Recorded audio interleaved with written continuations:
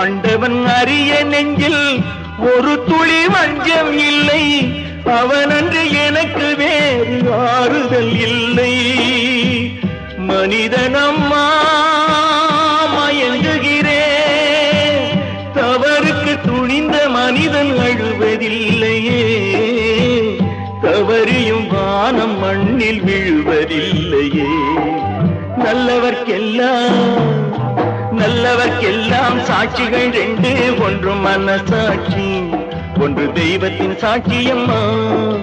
நம்பிக்கை வைத்து கல்லையும் பார்த்தால் தெய்வத்தின் காட்சியம்மா.